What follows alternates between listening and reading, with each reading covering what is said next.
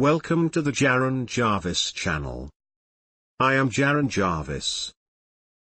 Today, I would like to introduce to you 10 of the scariest stories we've ever heard. Story 1, Roy, from Aruamenaramitevo. I come down to the kitchen for breakfast on a Saturday morning.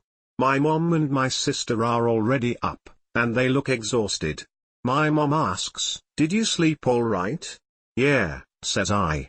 "Even after you woke up?" I woke up. Sometime in the middle of night, I had started screaming. My mom rushed into my room and found me sitting up in bed, screaming, "Roy! Roy! Roy! Roy!" She did her best to calm me down while shooing away my pissed-off sister who had stormed in to find out what the fuck was going on with me. She asked me who Roy was, but I would only say that he was a bad man. I didn't say anything but Roy's a bad man. I'm shocked as they're telling me all of this. And they're surprised that I don't remember a euro, but then again, I'm the sound sleeper of the house who can doze through lightning storms. We write it off as some weird nightmare that I don't remember. Years later, I'm off at my first year of college. My mom sends me a videotape in the mail. She didn't mention it before I had left, as in hey, keep your eye on the mailbox or anything. I press play, and it's my mom taking a video camera through our house. She was moving, and sent the tape as one last walkthrough of the now empty house before she left.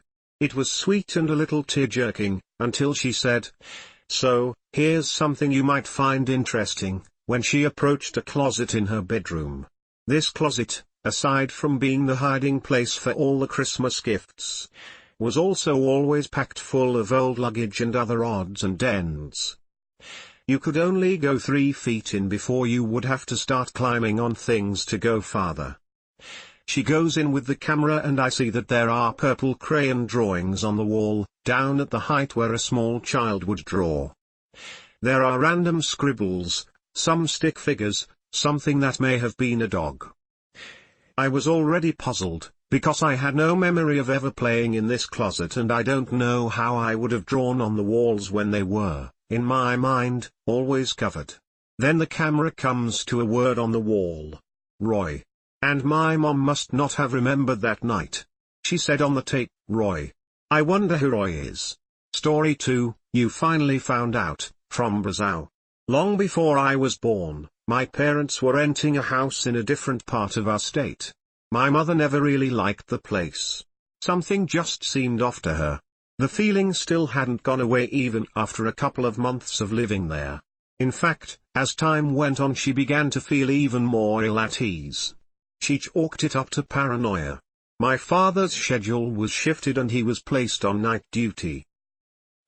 The first night she was due to be alone in the house she had a terrible anxiety attack. Something bad was around her, she could just feel it, and she called a friend and had her stay the night. The next day my dad kidded her about being such a wuss. Before my dad left for work the next night, my mother sheepishly placed a large pair of sharp sewing shears under her pillow. She said she felt embarrassed, because of course it was all just her imagination. She had considered a knife but figured that was too silly and over the top. Still she wanted something, just to focus on really, that could help calm her nerves when she went to bed. The dream was very intense, the kind where you have no idea it even is a dream. She said in the dream she got up to go to the bathroom. As she was on her way back to the bedroom, the dream her suddenly started to feel a tingling sensation all over. Then she couldn't breathe. At first in the dream she was calm, but her breathing wasn't coming. She tried swallowing and felt a hard pressure against her throat, a hand pushing and not letting go. Then the pressure jumped and was under jawline, squeezing so that her whole neck was collapsing inwards. She fell to her knees. She was suddenly aware that she was making gurgling sounds. For some reason she said it felt like she wanted to retch out her tongue just so she could get some more air in. There was a throbbing under her ears and the hallway started tilting. She didn't know why, but she was overcome with only one thought, that she had to get to the bedroom. She began crawling along the hall on her knees. propelling herself along by her elbows, still choking and gasping. The carpet burned against her skin. It felt as if she were underwater, every slight movement met by resistance. Finally she made it into the bedroom. Despite her best attempts to calm herself, her heart was beating so hard it had physically started to hurt her as well. Suddenly, whatever had her neck tightened to the point where she heard a cracking sound. She thought, I'm going to die, and this gave her dream self a surge of adrenaline. She thrust her arm up onto the bed and grabbed under the pillow. And that's when she woke up. The sun was coming up and there was fresh light in the room. She was drenched in sweat and lay in the bed for about a half hour, too shocked to move. When she finally convinced herself to get up and swung her legs out from under the blanket, she felt a stinging, sore sensation. She looked down on the worst carpet burns she had ever seen. Layers of skin peeled off, small streaks of red blood on pink skin. It was only after she'd slowly made her way around the bed and towards the door that she found out what had happened to the sewing shears. They were stuck 3 inches deep into the cheaply made wall. My mom packed her bags and had moved in with her sister before my dad even got home. She refused to go back in the house no matter how much my dad complained about the cost of getting out of their lease. Finally my dad gave up and called the landlord, ready for a fight. He was surprised when the landlord relented and gave him a get-out that barely cost my parents anything. I guess you finally found out, the landlord said. Found out? Said my dad. It turned out that about 5 years earlier a woman had been found dead in the house. The coroner ruled it a homicide, saying that she had been strangled. The woman's boyfriend, who claimed he wasn't anywhere nearby, was arrested and convicted. I know the boyfriend didn't do it, my mom finished up. And that's why I tell your dad I saved his life, because I did. I saved my own and saved him from having to spend the rest of his life in prison. Story 3, Bad Juju, from me Newini. The summer before my last year of college, I lived in a tree house on a friend's property on a large island. Set back in the woods a bit, it was pretty secluded. I loved it. It was quiet and I could do pretty much whatever I wanted, which usually involved an entire 6-pack of nudity, a pellet gun and Grace Slick on vinyl. There was an extension cord running from the workshop up to my tree dwelling, allowing for a few lights, a record player and a cell phone charger. One night after a long day of working a fun but tiring tourist town retail job, I came home, grabbed a beer, ditched my pants and got to work. I stayed up pretty late, maybe 2 a.m., then tucked myself into bed. To preface, I experience sleep paralysis a few times per year, usually when I'm stressed out. This was something entirely different. I woke up sometime later, maybe a few hours. It was still dark. There was a shrill noise ringing through my head, almost like high-pitched static. My eyes popped open, and the entire treehouse was glowing red. My entire body felt like it was buzzing. I could look around, but I couldn't move. Slowly, the red light, the vibration in my core and the noise faded out, pretty much in sync. Once they had all disappeared completely, I could move again. Breathing heavily, I sat up and turned on my lamp. The horses in the barn next door were losing their shit. I was so freaked out I couldn't get back to sleep for hours. I tried to read a book, but I couldn't concentrate. Finally, as the sun started to rise, I dozed off again. When I woke up, I went into the property owner's house. Part of the rental deal included bathroom/kitchen/laundry access, and made some oatmeal. I was still freaked out, but happy to have slept. A few hours later, I headed into work. Here's where it gets creepier. I worked with this awesome woman who is now one of my closest friends. We'll call her Kelly for privacy's sake. As soon as I walked in, she noticed how tired I was. Throughout the evening, I was just kind of floating, with my mind elsewhere. "Come here," she beckoned, when the shop had cleared out around dinner time. "What's going on with you?" I told her about the red light and the paralysis and the noise and the horses. She nodded. "Let me tell you something," she started. There is some really fucked up juju on this island. She went on to tell me this story. When she was a kid, growing up on the other side of the island, her grandparents owned a big piece of property with a small farm. One evening, she was there with her family, including parents, siblings, cousins, aunts and uncles. When her grandmother called everyone in for dinner, the kids came running and left toys all over the yard. After the meal, her grandfather offered to pick up after the kids. When he came back in about 10 minutes later, he didn't have any of the toys with him. He looked like he had seen a ghost and his face was white as a sheet. "What's wrong with you?"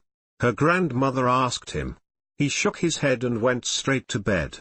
Some of the adults went out into the yard to check out the situation. The toys were right where all of the kids had left them. The field up beyond the yard was smoldering. Worried there had been a brush fire, everyone walked up to check it out. When they got there, there was a perfect circular ring, about 6 feet across, burned into the tall grass. The grass never grew back and Kelly said she always got a weird feeling whenever she got near the circle. Her grandfather wouldn't mow near it and everyone who saw it just picked up bad vibes. "This isn't the first time they've been here," she added. "They come all the time. My son used to see them when he was little and he would try to talk to them." "Who?" I asked, already knowing the answer. "He just called them the Green Men." Story 4, Backwards and Forwards and in One Place, from Nomi Malone. A few years ago, I asked my son if he had ever seen a ghost. He got really uncomfortable and squirrely, lots of hemming and hawing. Annoyed, I said, "Just say yes or no. I won't judge if you think you have seen a ghost." I'm a skeptic and figured he didn't want to sound like a rube or something. Turns out he was hesitant because he believes he saw one, but it was while he was deployed on a mission in the Middle East. And he was trying to think of how he could describe it without giving up any classified info. The story is this. He was in the spooky, vague Middle East when there was a commotion from the soldiers watching the perimeter. Apparently, they could see a man about 100 yards away from the camp. He had appeared out of nowhere, no one saw him walking up. The man was just standing there, not doing anything threatening. But since it was a strange man in a war zone, they broke out all the high-tech gear to see what was going on. They could see his face, his clothes, his height, but he looked bizarrely distorted and was not giving off a heat signature. They have infrared jim jams and whatnot. It's the freaking military, not a piddling ghost hunting troop here. He was not the temperature of a human being, he was the temperature of the air around him. They had no idea what was going on and people were freaking out. At this point I said some obvious stuff, maybe it was a scarecrow or dummy. Or a shadow. Or the soldiers were really tired and delirious and their eyes were playing tricks on them. Or it was a hologram weapon shaped like a human. His response, they called different people up to come look at the man. It wasn't just a few soldiers who saw this, dozens of people came to look and everyone confirmed that it was definitely a person. Eventually they decided to send out a team to check this guy out. When they got about 50 yards away, the man started walking, only it didn't look like he was walking toward or away from them, only walking in place. They froze, expecting an attack. But the man never got any closer. So he was, moonwalking? A terrorist with dance moves, scary. His shaky response, it looked like it was trying to walk, but instead of moving like a regular person, its bones were breaking and splintering backwards and forwards at the joints. I can't think of a better way to describe it. Its head was jerking around like a puppet. When the convoy got a few yards closer, it disappeared entirely. The team hauled ass back to camp, and as soon as they returned, the man-thing reappeared in its spot. Everyone took turns watching it for an hour or so until it disappeared for good. Didn't walk away, didn't fly or melt or explode, just stood there for a long time then vanished. Story 5, James, from Violet. When I was 17 years old, I was an avid romance reader. I'd sneak all of my mother's Harlequin novels and lock myself in my bedroom and just absorb all of its cheesy, dramatic goodness. So when I started dreaming of this dashing, young fellow in a breezy, ruffled, white shirt, think Fabio or whatever any man on a historical romance novel would be wearing, and riding boots, I was ecstatic. His name was James and he had this old-time, English accent that I couldn't quite place. The dreams started out naturally, once a month he'd pop in, sometimes twice. Then it became more frequent, 1 to 2 times a week. It would always start the same. I'd be dreaming of myself sleeping in my bed and I'd wake up to find him standing in my room. His eyes glowed this vibrant green and he kept pushing his ruffled hair back in this sexy way. The way he looked at me is what I became obsessed with. There was this yearning, this deep devotion to me. I would wake up thinking, that's what it feels like to be in love. He would always approach me slowly, hesitant to make sure I wasn't scared. Then he would tell me I was beautiful and ask me to dance. Music would appear out of nowhere and I would look down and find myself in this beautiful lace nightgown and flowers in my hair and we would waltz in moonlight. Can you see why a 17-year-old girl would just become obsessed with this? I would become so eager to go to bed, sometimes forcing myself to sleep by 7 p.m. just so I could see him. Meanwhile, things in my waking life were becoming strangely dark. My music player would turn on in the middle of the night, full blast, waking the entire house. I'd be doing homework at my desk and would continuously see something from the corner of my eye. One time, with the house to ourselves, my best friends and I were all piled into my bed, eating cookie dough and watching reruns of Cops when we heard a male voice talking from the bathroom just down the hall from my bedroom. At first, we didn't think anything of it. Perhaps my dad came home earlier than expected, or my brother. We were a family of 5 with an open-door policy for friends. It was rare that we were alone. The voice kept going on and on, until finally, my one best friend asked me who was here. I muted the TV and we listened and then I realized, the voice had an accent. I got this terrible shiver down my back and I yelled out James. And suddenly, the voice stopped. I finally told my best friends about my dreams and their faces went white. 2 nights later, I dreamt the same dream. I was dancing with James but the energy was different. His grip on me was firmer and as we danced, the whole time he was growling in my ear, "You are mine and no one can have you." A week later, I begged my mother to let me move out of that bedroom and come upstairs. It was in the basement. My younger sister switched with me and she stayed there for years. My dreams, gone. A little over a year ago now, my sister and I were helping my mother clean out the room so she could transform it into her own office. My sister and I were going through things and she randomly started laughing and said, "James won't like this." I have never felt more cold or sick or terrified in my life. "What did you just say?" She looked embarrassed, and waved her hand to pass it off before carrying back to the boxes. "James, English man who dances?" I asked. She nodded. "He's not a very nice man." Story 6, Hammer Time, from Mimilady. My mother's family lived on the 2nd floor of a large duplex on C8 St. Catherine. The front doors to the 2nd floor apartments were located on the side of the buildings and faced each other from one duplex to the other. They rarely locked the front door and everyone knew their neighbors quite well. One morning, one of my uncles, who must have been about 13 at the time, says he woke up very early. This was summertime and although it was kind of light out, the sun hadn't risen yet so it was practically in the middle of the night still. He was half awake in his bed, a bit groggy and he realized that what had woken him was the sound of someone creeping along in the corridor. For some reason, it didn't feel right to him, it didn't sound like someone from the family was going to the bathroom during the night. It was slower, much weirder. He called out, "Hey, who's there?" He then heard whoever was in the corridor walk back to the top of the stairs, down the stairs, out the front door. Creepy enough, but it gets much worse. Within 6 months of this happening, A teenage girl was found dead in the duplex next door to my family's home. She had been killed during the night with a hammer by a 15-year-old boy that lived nearby.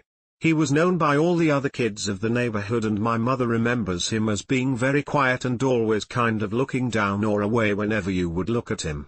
He was kind of an outcast, certainly because of his personality, but also a bit perhaps because he went to a posh school thanks to his father being the janitor there, and he got a bit snobbed out by the other kids. In the duplex where my family lived, on the first floor there was a family with 3 teenage girls. In my family there were 2 teenage girls.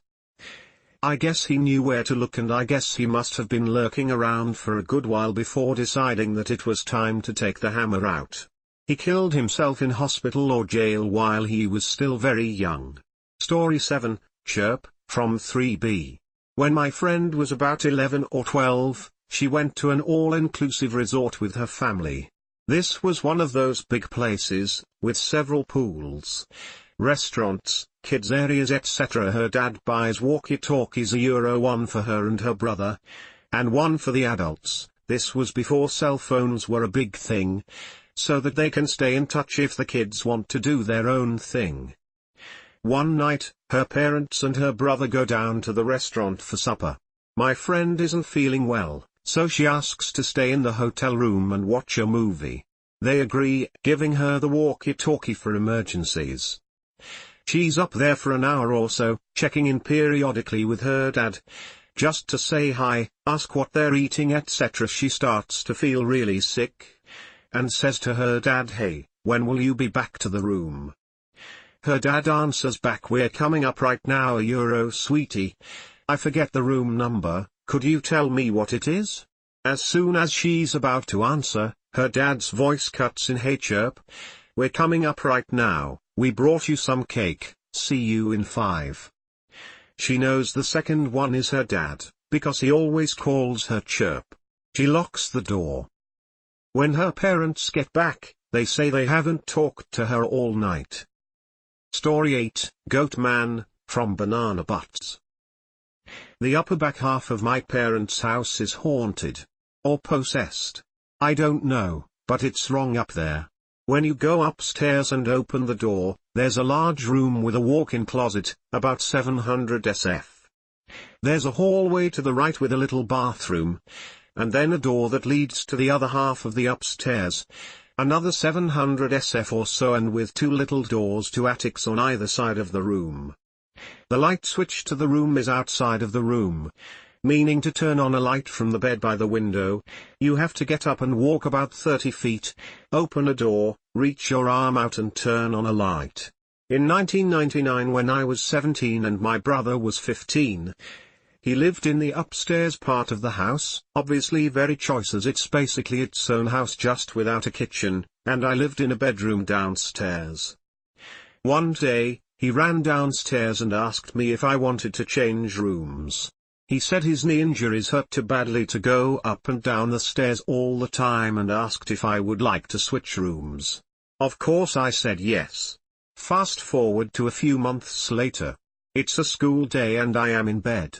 The sun is not up and my alarm has not yet gone off.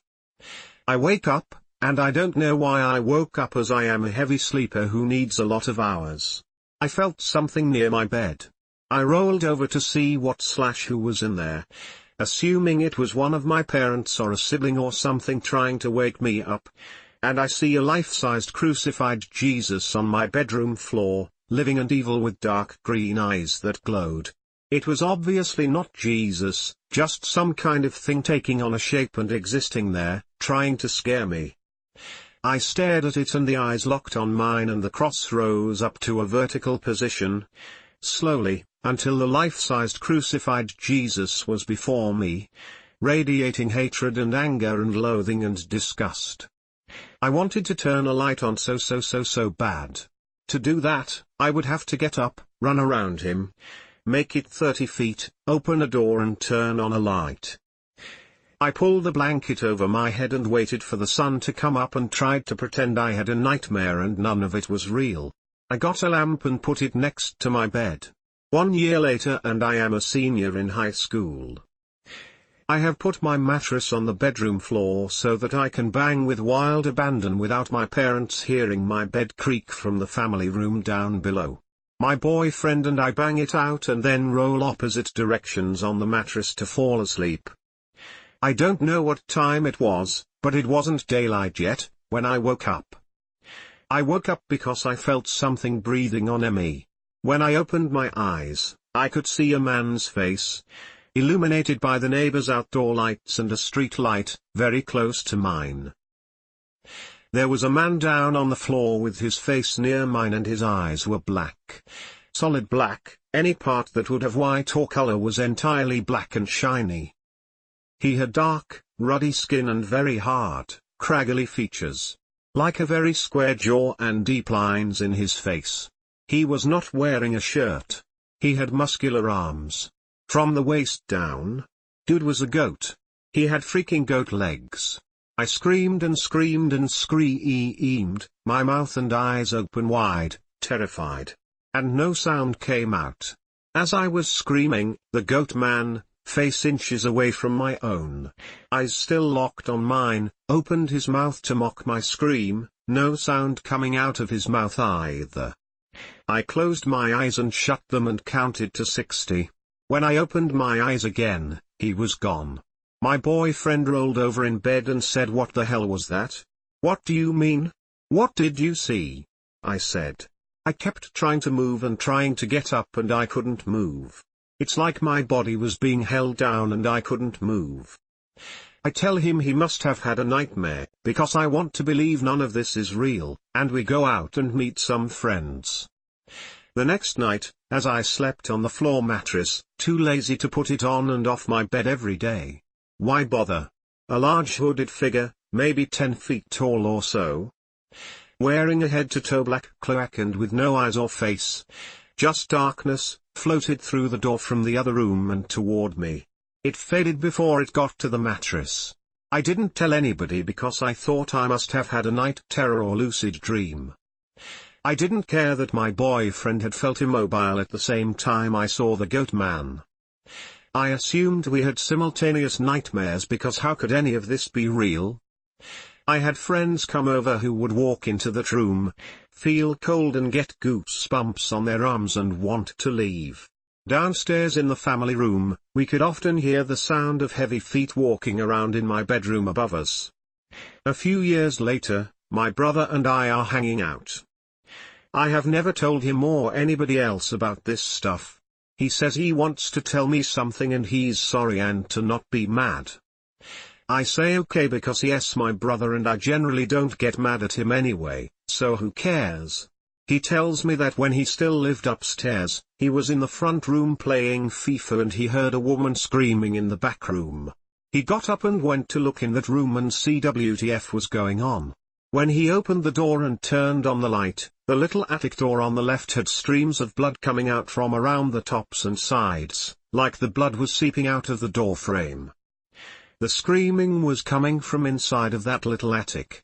That's when he ran downstairs and asked me to switch rooms. He told me he knew it was probably just a nightmare, but it felt real and he didn't want to stay up there anymore and he was sorry he lied about the severity of his knee injuries to get out of that room. I said I didn't care at all. True. And told him about what I had experienced up there. I don't want to believe any of this is real. It doesn't make sense to me that it can be. But it's hard to deny it when I, my brother, my boyfriend and multiple friends have experienced seeing, hearing or feeling different non-human things up there. It felt to me like the Jesus thing and the goat man were the same entity, hard and cold and hateful and rage-filled, and that the tall dark-robed figure was a different entity, but I don't know what they were. Whenever it comes up now, I say it must have been night terrors or lucid dreams, but I kinda don't actually believe that. But I want to believe that. Story 9, BFM, from Thanks.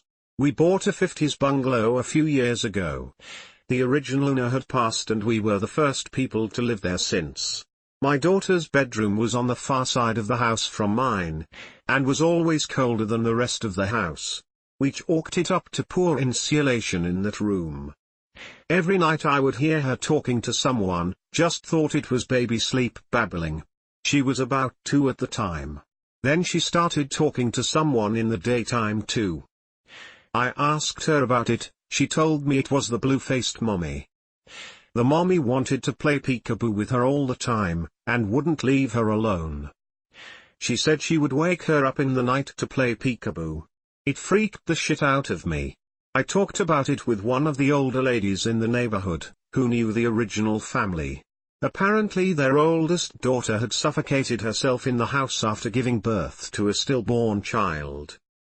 Not sure how she suffocated herself, the neighbor didn't have a lot of details. It happened in the early 70s, I am certain that she was the blue-faced mommy my daughter was talking about. A friend told me she had read the best way to deal with lingering spirits was to politely ask them to leave. So one night, when my girl was woken up, I went to her room and politely said, "Please mom, your family has moved away, we need you to go now." And after that, nothing. I still get chills thinking about it. Story 10, The Judge's Chambers, by Misanthropist. My fiancé copyright and I met in the Washington, D.C. area, and after being together for about a year, we moved from the city to the nearby suburb of Rockville, MD. It was a strange feeling house even if you're not particularly woo-woo or believe in vibes. It had a tendency to just attract crazy. One of the upstairs tenants was a painfully shy and awkward man who worked at the library and looked like the caricature idea of a serial killer. He had been living there since before my mill owned the building, and sometimes when he was drinking heavily late at night, which was most nights, he would pace back and forth loudly and yell. He was unwell to say the least. More than once, a mentally ill homeless person showed up at the front door of the building, insisting that they either lived there or wanted to rent an apartment. The historic district of Rockville was a nice part of town in which you almost never saw people living on the street, so it was even stranger. A lot of creepy shit happened in the building and a number of things in our apartment in particular. My fiancé's cigarettes were inexplicably hidden from him a number of times, once on top of the fridge. The radio in our kitchen would frequently get turned on or off, despite having a manual dial that had to be cranked to the side and clicked on order to power it on or off. A random smiley face that looked like it had been drawn by a finger showed up once on the medicine cabinet mirror when we were taking a shower. Fiancé woke up in the middle of the night once and asked me why there was a Confederate soldier walking through our bedroom. A couple of times, the smell of sulfur would come from the non-functioning fireplace in our bedroom. Twice, the smell of sickly sweet perfume that I can only describe as eau de grandma flooded our bedroom for reasons I can't fathom. You couldn't smell it in the hallway outside of our door or anywhere else in the apartment. While at home along a few times, I heard a distinctive and animalian growling coming from one of the corners of the ceiling in the living room, but saw nothing. My dogs would lose their shit and bark at the area of the noise until they began shaking and curling up with me. One morning, we woke up and walked into the kitchen to find a drinking glass sitting in the center of the floor. The glass had previously been sitting in the sink, so it was a bit puzzling. It was sitting upright, and as we moved closer to it, we found that it looked as if something had taken a bite out of it and then neatly placed the shards inside of the glass. There was not a speck or splinter of glass anywhere on the floor around it. The other side of the glass had 3 long scratches in it. I didn't want to touch it and didn't want my fiancé to touch it either. So I picked it up with a plastic bag around my hand like it was a pile of dog crap and took it to the outdoor trash cans. A couple of days later, a branch from a large tree over the carport, where the trash cans were, fell onto the carport and almost nailed one of the building residents.